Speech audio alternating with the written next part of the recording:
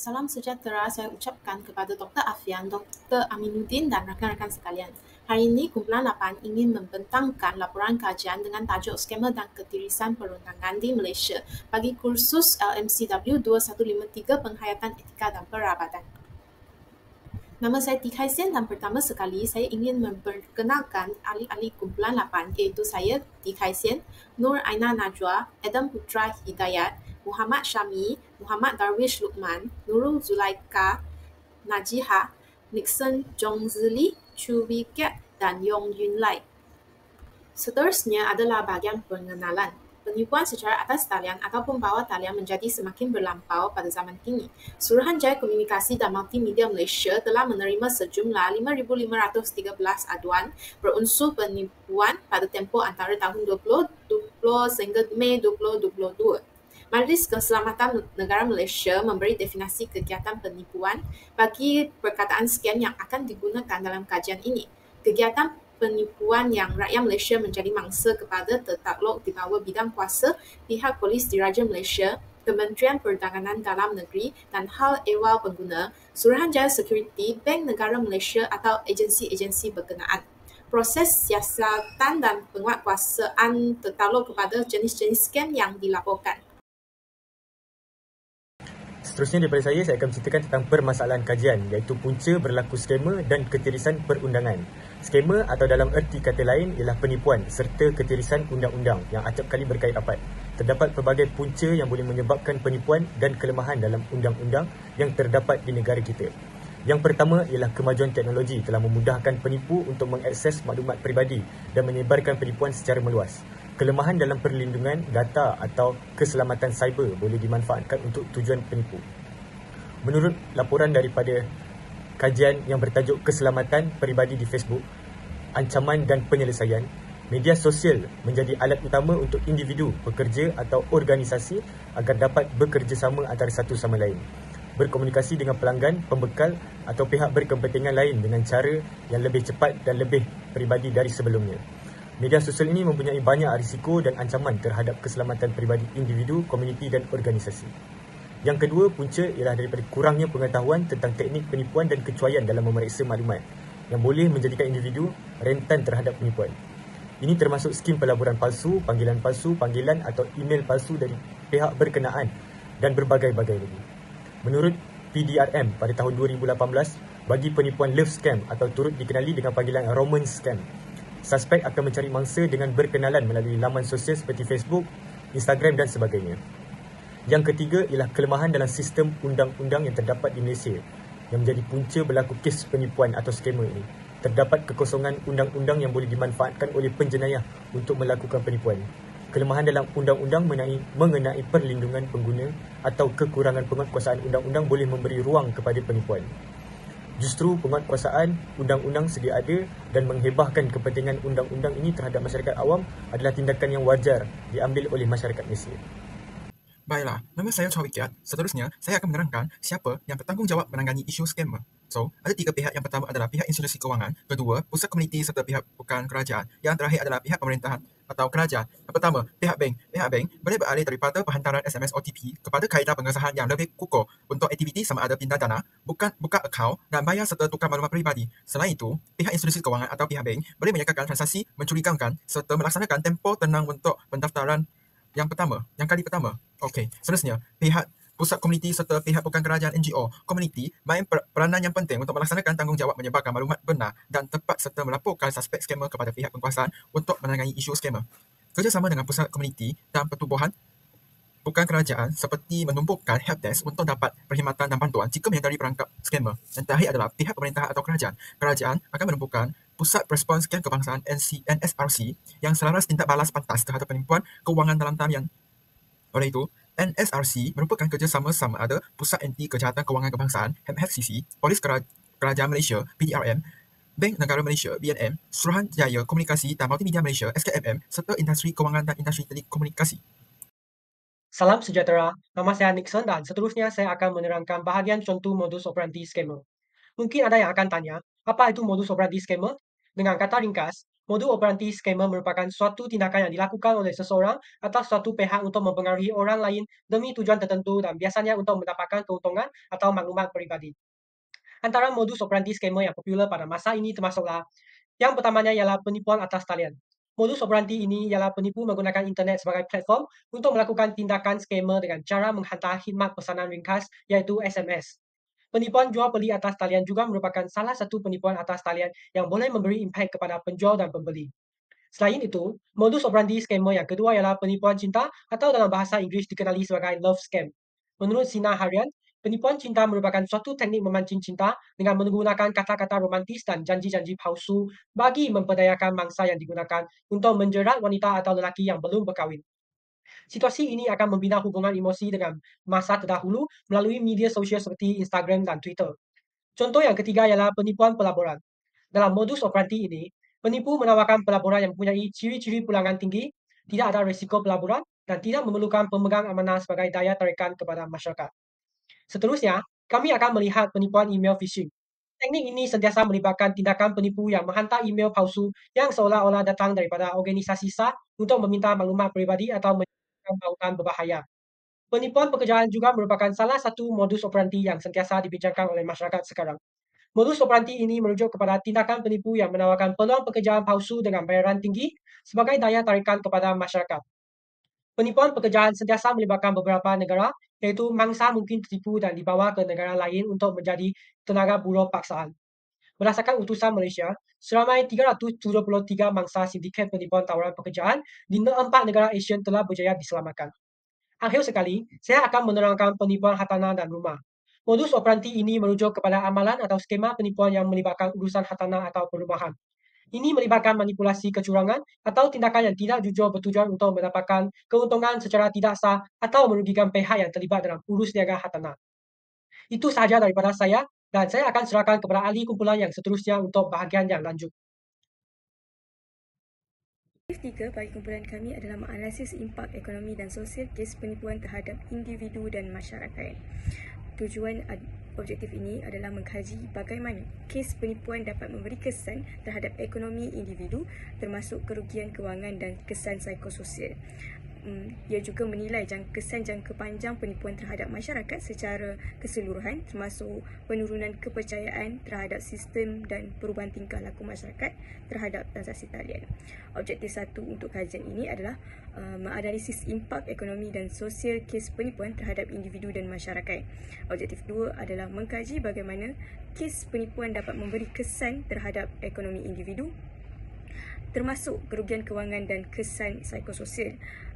Objektif 3 adalah menilai kesan jangka panjang penipuan terhadap masyarakat secara keseluruhan termasuk penurunan kepercayaan terhadap sistem dan perubahan tingkah laku masyarakat terhadap transaksi dalam talian. Baiklah, seterusnya saya akan membentangkan bahagian mengenai metodologi kajian.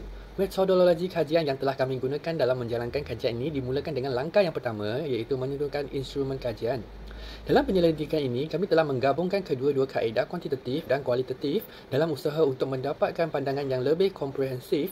Penggabungan ini memberikan kami info yang lebih banyak tentang kajian kami. Dalam hal ini, kami menggunakan borang soal selidik bagi mengumpulkan maklumat daripada masyarakat umum. Dalam hal ini, seramai 50 orang responden telah pun menjawab soal selidik ini. Borang soal selidik ini terbahagikan kepada 3 bahagian, iaitu bahagian A, B dan C. Bahagian A mengenai demografi responden, manakala bahagian B mengenai soalan yang berkaitan bagaimana kes penipuan dapat memberikan kesan terhadap ekonomi individu, termasuklah kerugian kewangan dan kesan psikososial. Bahagian C pula mengenai kesan jangka panjang penipuan terhadap masyarakat secara keseluruhan. Tambahan pula, kumpulan kami juga menggunakan data sekunder yang melibatkan rujukan perpustakaan dan melayari sumber internet seperti jurnal dalam talian untuk memastikan bahawa data yang diperolehi adalah selaras dengan maklumat terkini dan relevan. Setelah segala data diperoleh, kami menggunakan kaedah statistik deskriptif untuk menganalisis maklum balas yang diperolehi daripada responden. Skala Likert telah digunakan yang merangkumi pelbagai pernyataan dari tidak setuju hinggalah sangat setuju. Ini membolehkan kami menganalisis secara lebih terperinci persepsi masyarakat umum terhadap kajian ini. Seterusnya, saya akan serahkan pembentangan kepada pembentang yang seterusnya. So, saya teruskan dengan dapatkan kajian untuk mengenal pasti jenis-jenis penipuan yang dilakukan oleh scammers di Malaysia. So, saya menggunakan sumber online iaitu artikel yang dibuat oleh New Straits Times yang berjudul Online Scam Cases Increasing in Malaysia. So, berdasarkan artikel tersebut, saya dapat banyak input daripada artikel tu, dan antara cara-cara penipuan yang telah berlaku ialah seperti Macau Scam, penipuan jualan atas talian, penipuan perdagangan dalam talian, African Scam, penipuan email perdagangan, BEC, pinjaman palsu dan penipuan SMS. Menurut artikel tersebut, pada tahun 2019 terdapat 13,703 kes penipuan yang dilaporkan, melibatkan kerugian sebanyak RM539 juta. Ianya meningkat kepada 17,227 kes pada tahun berikutnya dengan kerugian RM511.2 juta. Ianya juga terus meningkat pada tahun berikutnya. Pada tahun 2021 terdapat 20,701 kes penipuan yang didaftarkan dengan kerugian sebanyak RM560.8 juta, dan sekitar Januari dan Julai tahun 2022 saja terdapat 12,092 kes yang dilaporkan dengan kerugian sebanyak RM414.8 juta. Keadaan ini sangat membimbangkan walaupun usaha telah dilakukan untuk menyelesaikan masalah penipuan ini, namun ianya tidak cukup efektif dan berkesan untuk menghalangnya. Penipu ataupun dialih sebagai scammer terus mempelbagaikan jenis-jenis penipuan yang mengakibatkan peningkatan dalam mangsa-mangsa kes penipuan. Situasi ini telah menunjukkan fleksibiliti penipu dan scammer dengan menggunakan pelbagai teknik dan ataupun modus operandi untuk mencapai tujuan penipuan mereka. Kepelbagaian jenis penipuan telah menyebabkan masyarakat rugi dan senang terlibat dalam penipuan kerana tidak menyedari tentang kemunculan ataupun tidak tahu tentang apa modus operandi mereka. Individu yang sering menjadi mangsa tidak mempunyai pengetahuan ataupun kesedaran terhadap modus operandi mereka. Kesedaran mereka amat cetek yang mengakibatkan mereka tidak boleh kenal pasti antara itu bahaya ataupun itu adalah amaran ataupun itu adalah sesuatu yang mencurigakan. So, oleh itu, penipu sering mengeksploitasi mangsa yang kurang kesedaran tentang jenayah cyber dengan menggunakan pelbagai kaedah yang boleh menipu mereka. Oleh itu, solusinya bagaimana? Solusinya adalah untuk dengan peningkatan kesedaran seperti kempen kesedaran dan sebagainya. Hal ini penting. Ia dapat meningkatkan pengetahuan dan pemahaman mereka tentang jenis-jenis penipuan yang lazim di kalangan masyarakat kita. Okay. Kita juga dapat memperkuatkan ketahanan mereka dengan terhadap ancaman ini supaya mereka tahulah, mereka tengok benda tu macam wow, ini adalah scam. Okay, sekian saja daripada saya. Assalamualaikum dan salam sejahtera. Seterusnya, dalam menganalisis keberkesanan perundangan sedia ada dalam menangani kes penipuan dan ketirisan di Malaysia. Dalam era digital, penipuan dan aktiviti scamming semakin meningkat, mendorong negara seperti Malaysia untuk menetapkan kerangka undang-undang menyeluruh untuk menangani amalan haram ini. Pelbagai undang-undang dan peraturan Malaysia menentang penipuan melindungi pengguna dan menangani penipuan. Contohnya, Kanun Keseksaan Akta 574 yang merangkumi kesalahan yang berkaitan dengan penipuan dan penghasutan yang tidak jujur, menyediakan platform asas untuk mendakwa mereka yang terlibat dalam amalan menipu. Kedua, melalui Akta Jenayah Komputer 1997, Akta 563 yang direka untuk menangani jenayah yang dilakukan dalam ruang digital, Malaysia telah meningkatkan pertahanan negara terhadap jenayah cyber. Hukuman ini menangani akses tanpa kebenaran ke bahan komputer. Selain itu, Akta Perlindungan Pengguna 1999, Akta 599, melindungi pengguna untuk mengawal perkara yang tidak adil, seperti iklan yang menyesatkan dan tindakan penipuan. Akta ini melindungi kepentingan pengguna dan menuntut penjenayah yang melakukan aktiviti scamming. Keempat, Akta Perlindungan Data Pribadi 2010, Akta 709 dan Akta Komunikasi dan Multimedia 1998, Akta 588 meningkatkan perlindungan dengan mengawal penyalahgunaan data pribadi dan menangani kesalahan berkaitan komunikasi dan multimedia. Kesan keberkesanan Undang-Undang Malaysia terhadap penipuan bergantung pada faktor-faktor seperti undang-undang, cara pelaksanaan, kesedaran orang awam, badan pengawal selia, kerjasama antarabangsa, teknologi dan kecekapan proses undang-undang. Dengan undang-undang seperti Kanun Keseksaan dan Akta Perlindungan Pengguna, Malaysia telah meletakkan asas kukuh untuk menangani penipuan dan melindungi Malaysia mangsa.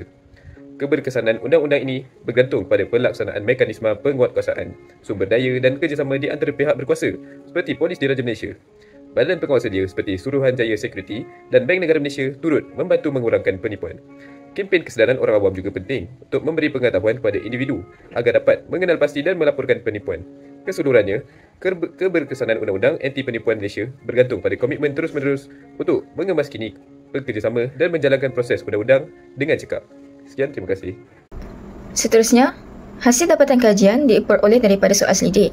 Selama 50 orang responden daripada pelbagai bangsa, umur dan banyak lagi telah menjawab soal selidik yang diberikan bagi membantu dalam melengkapkan kajian ini dalam mendapatkan data yang lebih tepat. Berdasarkan rajah ini, menunjukkan bahawa majoriti responden pernah terlibat dalam penipuan ekonomi iaitu seramai 41 orang, manakala 9 orang responden mengaku bahawa mereka tidak pernah terlibat dalam penipuan ekonomi. Ini menunjukkan bahawa masih ada segelintir masyarakat yang belum terdedah dengan masalah penipuan ekonomi. Ini menyoroti keperluan untuk meningkatkan kesedaran dan pendidikan terhadap isu-isu penipuan ekonomi bagi melindungi lebih banyak orang daripada menjadi mangsa. Berdasarkan jadual di sebelah, itu soalan pertama, sejauh mana kesan kewangan akibat penipuan mempengaruhi kehidupan harian anda? Majoriti responden amat terkesan dengan penipuan kewangan dalam kehidupan seharian mereka. Di zaman yang serba moden ini, kewangan telah menjadi salah satu sumber yang amat penting bagi setiap golongan masyarakat, mengira bangsa serta umur. Ini kerana setiap perkara yang ingin dilakukan perlulah mempunyai kewangan. Oleh hal demikian, kesan daripada penipuan kewangan telah menghadkan tindakan atau perkara yang ingin dilakukan oleh orang yang terlibat. Seterusnya, bagi soalan 2 dan 3, iaitu adakah penipuan secara emosional mempengaruhi tahap kepercayaan anda terhadap transaksi dalam talian, dan adakah anda mengalami kesan psikososial seperti stres atau kebimbangan akibat penipuan? Daripada jawapan responden membuktikan bahawa tahap kepercayaan masyarakat terhadap transaksi dalam talian adalah sangat rendah. Selain daripada itu, majoriti masyarakat turut pernah mengalami kesan psikososial, iaitu stres atau kebimbangan akibat daripada penipuan. Perkara ini dapat dilihat apabila mereka berasa trauma untuk melakukan sebarang transaksi bagi mengelakkan kehilangan wang berlaku lagi. Kesan psikososial seperti stres dan kebimbangan, perubahan dalam tingkah laku terhadap transaksi dalam talian, serta penurunan kepercayaan terhadap sistem keselamatan kewangan adalah antara aspek yang boleh memberi impak mendalam kepada individu yang menjadi mangsa penipuan. Masyarakat turut berpendapat bahawa mereka amat terkesan bahawa penipuan ekonomi mempengaruhi keyakinan mereka terhadap keberkesanan sistem keselamatan kewangan. Di samping itu, mereka berpendapat bahawa kelemahan sistem keselamatan kewangan amat mempengaruhi keputusan untuk pelaburan. Penipuan ekonomi dapat merosakkan keyakinan terhadap sistem keselamatan kewangan. Kejadian ini sering menimbulkan keraguan terhadap kebolehpercayaan institusi kewangan dan pemantauan yang berkesan. Seterusnya, bagi soalan 5 dan 6, majoriti responden turut mengatakan bahawa mereka yakin kesan penipuan ekonomi akan menjejaskan keyakinan masyarakat terhadap institusi kewangan. Pentingnya kepercayaan dalam institusi kewangan menjadi tercemar akibat penipuan yang menyamar sebagai wakil-wakil yang sepatutnya dipercayai seperti pegawai polis atau bank. Kesannya bukan sahaja memberi tekanan emosi kepada mangsa, tetapi juga menjejaskan hubungan kepercayaan antara institusi dan masyarakat. Hal ini menekankan keperluan bagi institusi kewangan untuk memperkuat mekanisme pengesanan penipuan dan meningkatkan pendidikan kepada masyarakat agar lebih berhati-hati terhadap skema penipuan semacam ini. Seterusnya, bagi soalan 7, majoriti responden bersetuju bahawa penipuan ekonomi boleh mencipta jurang ekonomi yang ketara dalam masyarakat. Individu atau kumpulan yang menjadi mangsa penipuan mungkin mengalami kerugian kewangan yang besar, sementara mereka yang terhindar dari penipuan mungkin mempunyai kestabilan kewangan yang lebih baik. Jurang ini dapat memperburuk kesenjangan ekonomi dan menyebabkan ketidakadilan sosial serta ekonomi dalam masyarakat. Kesannya, pemulihan bagi mangsa penipuan menjadi lebih sukar, sementara kesenjangan ekonomi semakin melebar. Bagi jadual yang kedua pula, soalan pertama menunjukkan bahawa separuh daripada responden bersetuju bahawa langkah-langkah pencegahan penipuan yang sedia ada cukup efektif bagi menangani masalah ini dari terus berleluasa. Selain itu, untuk mengelakkan masyarakat lain menjadi mangsa penipuan ekonomi yang seterusnya, penting untuk menilai keberkesanan langkah-langkah pencegahan yang sedia ada dalam mengatasi penipuan ekonomi dan bagaimana ia mempengaruhi keyakinan masyarakat. Tambahan pula, adakah penipuan ekonomi boleh menyebabkan penurunan pertumbuhan ekonomi jangka panjang dan ketidakstabilan ekonomi nasional juga perlu diberi perhatian. Samping itu, masyarakat turut bersetuju bahawa masalah penipuan ekonomi boleh menyumbang kepada ketidakstabilan ekonomi serta penurunan pertumbuhan ekonomi jangka panjang berdasarkan soalan yang kedua. Kesimpulannya, penipuan ekonomi bukan sahaja memberi kesan kepada individu secara langsung, tetapi juga memberi kesan yang meluas kepada masyarakat dan ekonomi secara keseluruhan. Penting untuk mengkaji impaknya secara menyeluruh dan menilai kesan serta keberkesanan langkah-langkah pencegahan yang ada. Bagi soalan yang terakhir dalam jadual ini, dapat disimpulkan bahawa majoriti masyarakat bersetuju bahawa penipuan ekonomi boleh menyumbang kepada penurunan pertumbuhan ekonomi jangka panjang. Kesan ini mungkin terjadi melalui beberapa saluran, termasuk kehilangan kepercayaan dalam sistem kewangan, penurunan kegiatan ekonomi akibat ketidakstabilan dan kehilangan modal, serta pengurangan investasi yang mungkin berlaku apabila kepercayaan pelabur terhadap pasaran menjadi terjejas. Ini boleh mengurangkan produktiviti ekonomi dan menjejaskan pertumbuhan jangka panjang. Mencegah penipuan ekonomi penting untuk memelihara kestabilan dan pertumbuhan ekonomi yang mapan. Assalamualaikum warahmatullahi wabarakatuh dan salam sejahtera. Saya Najah binti Syafi'i bernombor matrik A193037.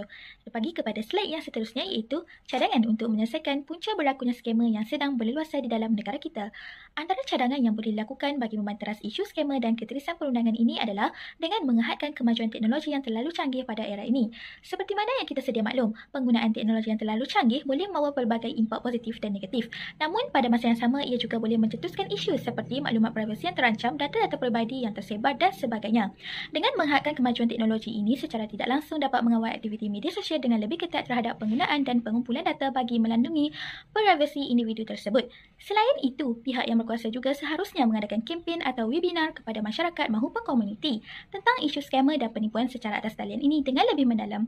Hal ini demikian kerana ramai masyarakat tidak mempunyai ilmu pengetahuan yang meluas untuk mencegah diri mereka agar tidak terjebak dalam dunia penipuan ini. Bagi cadangan yang kedua pula adalah setiap individu mestilah bertanggungjawab untuk mengetahui segala jenis teknik penipuan yang acap kali sering digunakan oleh skamer. Teknik penipuan ini bukan sahaja digunakan oleh teknologi yang canggih seperti penipuan dalam talian, malah ia juga melibatkan kepada penipuan secara bersemuka. Perkara ini sangat memainkan peranan penting untuk semua masyarakat supaya apabila berlaku hal yang tidak diingini, mereka sudah bersedia untuk tidak cenderung dalam penipuan tersebut. Seperti yang kita ketahui pada zaman sekarang, pelbagai teknologi canggih sedang pesat membangun, namun sebagai seorang individu atau mahasiswa, kita perlu untuk mempelajari dan mengetahui bagaimana teknologi tersebut digunakan dengan sebaiknya. Kemudahan teknologi sememangnya memberikan impak yang besar kepada pengguna, namun berbalik juga kepada individu tersebut. Sama ada ia digunakan dengan pelbagai cara kepada pengguna, namun berbalik juga kepada individu tersebut sama ada digunakan dengan cara yang betul atau sebaliknya. Di samping itu, masyarakat pada hari ini juga perlu untuk mengetahui teknik ataupun pendekatan yang sering digunakan oleh para skamer dalam membuat penipuan sama ada secara dalam talian maupun secara bersemuka. Hal ini bagi mengelakkan maklumat peribadi tersebar secara meluas tanpa ada sempadan. Cadangan yang terakhir adalah pihak yang berkenaan perlu mengetatkan sistem undang-undang yang terdapat di Malaysia, terutamanya bagi isu penipuan ini. Antara langkah-langkah yang boleh diambil adalah dengan memastikan penguatkuasaan undang-undang yang berkesan dengan meningkatkan sumber dan kemahiran agensi seperti polis, mahkamah dan juga badan-badan kewangan yang lain. Selain itu, dengan menubuhkan undang-undang yang khusus bagi penipuan di dalam talian, dengan adanya undang-undang khusus ini, ia dapat menangani penipuan dalam talian dengan mengambil kira ciri-ciri dan teknik yang digunakan oleh para skamer. Secara tidak langsung, kerajaan juga boleh mengenakan hukuman denda yang berpatutan kepada individu yang melakukan penipuan ini. Di samping itu, kerajaan juga boleh mengadakan audit undang-undang secara berkala di mana ia untuk memastikan keberkesanan dan kesesuaian undang-undang dengan perkembangan semasa. Oleh itu, langkah-langkah ini boleh diambil secara holistik dan dapat membantu meningkatkan sistem perundangan dalam membanteras segala jenis penipuan di Malaysia. Kesimpulannya, jenis-jenis penipuan secara ringkasnya meliputi pelbagai modus operandi. Faktor utama berlakunya penipuan adalah kekurangan kesedaran masyarakat terhadap modus operandi penipuan dan akhirnya meningkatkan keupayaan penipu untuk mengeksploitasi situasi. Sistem perundangan Malaysia mempunyai undang-undang bagi menangani kes penipuan dan mengelakkan ketirisan seperti Kanun Keseksaan dan Akta Perlindungan Pengguna. Kajian ini menjalankan soal selidik yang melibatkan selama 50 responden daripada berbagai latar belakang untuk mengenal pasti impak ekonomi dan sosial yang dibawa oleh penipuan. Kajian berpendapatan bahawa impak penipuan dari aspek ekonomi bukan sahaja memberi kesan kepada individu secara langsung, tetapi juga memberi kesan yang lebih luas kepada masyarakat dan ekonomi secara keseluruhan. Oleh itu, kerjasama antara badan pemerintah, perundangan dan kehakiman serta rakyat bagi menangani ancaman skam di Malaysia amat penting.